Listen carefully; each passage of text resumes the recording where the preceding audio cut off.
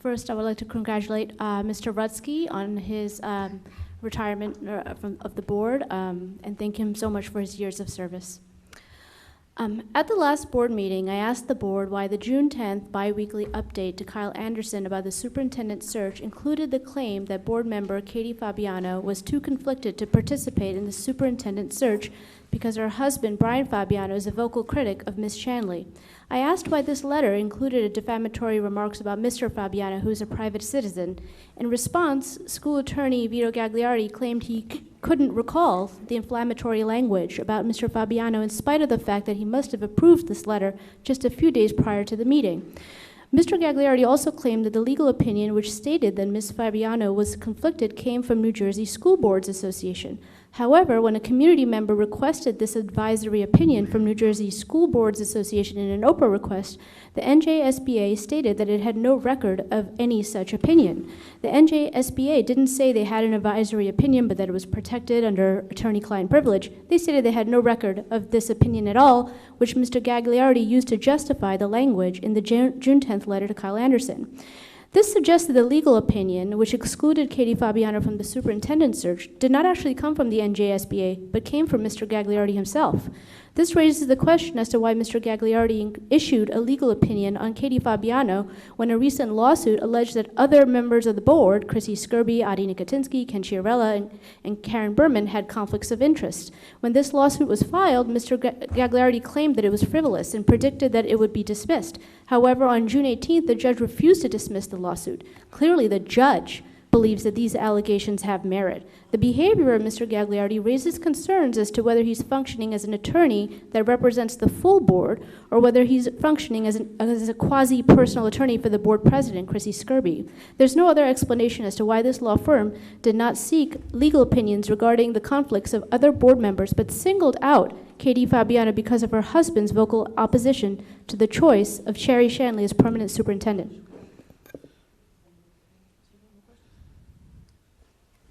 Mr. Gagliardi, can you please shed some light on this? I don't know if there's a law school that'll give you legal credit for helping me correct you every time you come up here with your legal opinions. I'm pretty sure you cited the New Jersey School Boards Association. No. Am I not right? Because I No. watched the No, tape. no. I never have. All right. No. So then where was the legal opinion coming from? Excuse me, Ma'am, Mrs. you asked a Eads. question. I'm going to do my best to answer it. Sure. So, first of all, New Jersey School Boards doesn't issue advisory opinions. So, of course, when you ask them for something they don't do, they're not going to have it. New Jersey School Boards made its proclamation in connection with who should be participating in the superintendent interviews. I wasn't there. I had nothing to do with it. That was a decision made by New Jersey School Boards. They don't issue advisory opinions.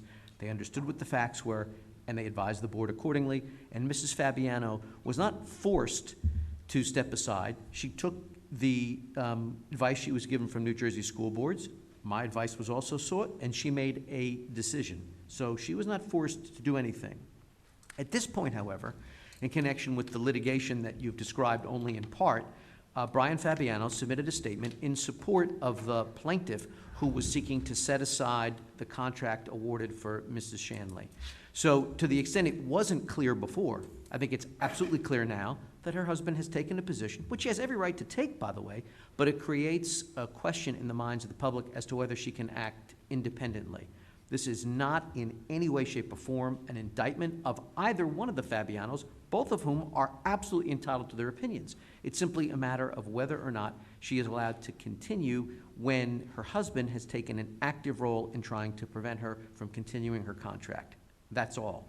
As far as the status of that lawsuit, which you continue to raise, it is amazing to me how a lawsuit could be filed seeking relief, set aside her contract, overturn the suspension of an employee. Those applications are defeated, and the lawsuit is described as a victory for the plaintiff, which I promise you it is not. Finally, since I argued the case, I can't pretend to tell you precisely what the judge was thinking. All I can tell you was what was in his opinion. So I think it would be a mistake for you or any member of the public to assume that you could read the mind of the assignment judge. We take a look at his rulings, and we describe them for the public. That's what I've done. Well, you said the New Jersey School Boards, they proclaimed that Ms. Fabiano was conflicted. Where is the evidence of this proclamation? if it's not an advisory opinion, where, is there any written record of it? They don't issue advisory opinions. So, but where's this or make proclamation? proclamations. There was no I've nothing- proclamation. I've nothing further to say here. I Okay, think- and then also, why didn't you seek, why wasn't a legal opinion sought about the 4 members of the board that were named in the lawsuit? Legal opinion sought from whom? For the 4 members that were named in the lawsuit due to alleged conflicts of interest? No, Do you I have- understand what you're saying. You said, why wasn't a legal opinion sought? Sought Yes. from whom? I mean, do you represent the whole board? I mean, are you only, I mean, I just feel like Katie Fabiano was singled out. Well, And again- and there's been ethics complaints against another board member that was referred to the Office of Administrative Law for probable cause. So why wasn't a legal opinion sought on that? Okay, it's not referred to the Office of Administrative Law for probable cause. That's just not the process at all. It happened on July 27, 2021. No, that's not what happened. It is unrewarding. So are you saying that there was no ethics complaint that got referred to the Office of Administrative Hang on Law one in second. July? Hang on one second. You don't cross-examine people for a living. I do, so let's not confuse our roles here, okay? What I'm explaining to you is that the Office of Administrative Law doesn't get referred for probable cause. There's no such thing. And the public does not want to hear me educate you on legal procedure. As far as whether or not legal opinions were sought, Mrs. Fabiano sought advice. She was directed and required to do nothing. She chose a path, and I do not think it's appropriate to continue to discuss this woman who is serving for free on this Board of Education when she's not even here. So I'm not going to discuss Well, Mrs. Fabiano anymore.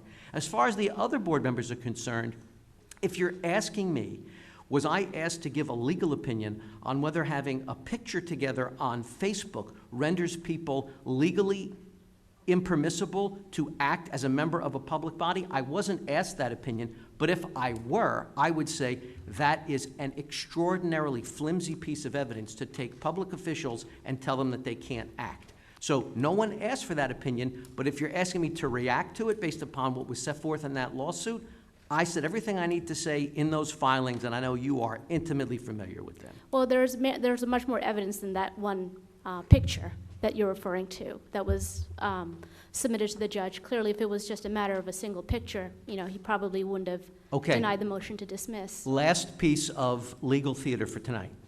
There was no evidence presented to the judge in that regard. There's a whole lot of conjecture and information and belief, which is not a basis for seeking injunctive relief, as we set forth in the papers and as the judge found. So innuendo, invective, that's not evidence, not where I come from.